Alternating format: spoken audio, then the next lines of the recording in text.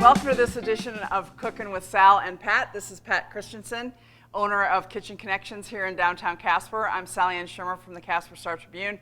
We're delighted to have you with us this month. It is still hot and steamy August. Super hot.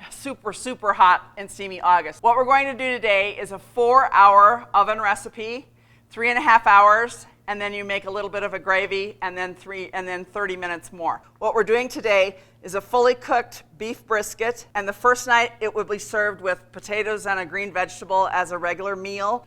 Then you slice off as much as you need for your family and serve that on Sunday night. So in this pan we have the fresh beef brisket.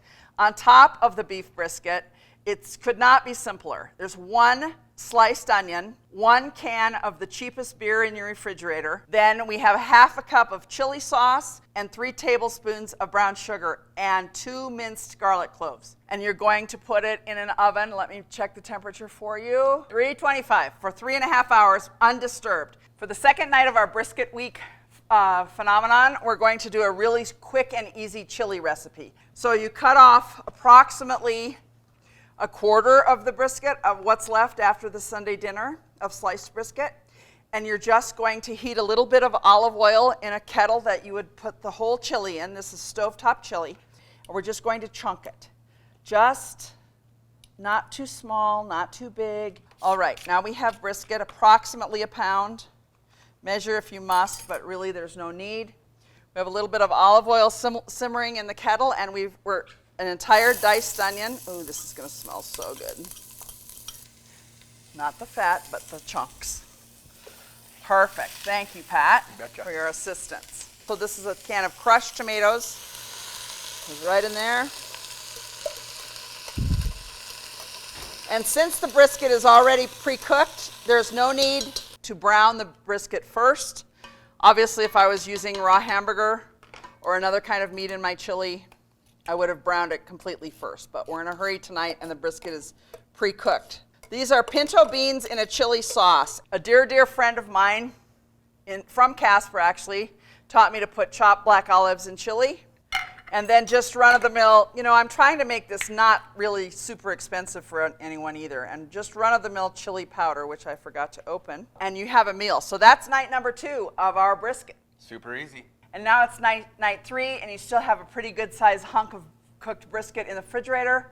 What to do? But we're going to do hot beef sandwiches, and the magic of this is not in the sandwich or in the fact of Pat's going to slice some brisket and throw it on a bun here. Your ingredients for the barbecue sauce are 1 cup of ketchup, 1/2 cup of brown sugar, 3 tablespoons of Worcestershire sauce, and 3 tablespoons Worcestershire sauce, and 3 tablespoons of soy sauce. Make for a delightful flavor.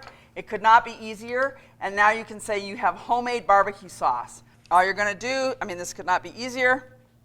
We have these beautiful buns from a bakery, and we're going to just slice brisket, throw it on there. You're going to need to cut a little more probably for the second sandwich. Okay, we'll do that too. Okay. Perfect. Then we're just going to slather on some barbecue sauce. Now here's some magic for you. Take these onions out of the pan. Remember that when we baked the brisket, we used a whole onion, and so now these onions are really sweet and really tender. We're going to just throw those onions right there, put on the lid, and voila, serve it with chips or fresh celery and carrot sticks, and you have yourself a dinner. Brisket Portobello Mushrooms. Sounds fantastic. Yes. Take it away, Pat. So basically what we got here is portobellos. Just go to the grocery store, get I like medium size, like this one here, or the larger sizes. Not too small, not much smaller than this. Sour cream. We get the smallest one. We're going to use about 1/2 the sour cream. We're using about 1/4 of yellow pepper, not green pepper, but yellow pepper. I pre-cooked a little bit of onions just so they're sauteed a little bit, and then a full thing of Philadelphia cream cheese, chive, and then I got mozzarella and provolone cheese here. Whole thing of that in there. Believe it or not, my wife came up with this recipe. Wow. Yes. The non-cooked cooked. Well, that's awesome. Like I said, just 1/2 of this. I'm not a huge, big measurer. I just kind of go with, this is 1 full onion chopped,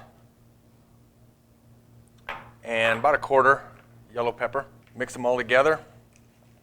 All right, so basically we're pretty much mixed through there. We're going to take the brisket, Once again, we got a lot of brisket here too. So then we're just going to throw this in here, mix it up again.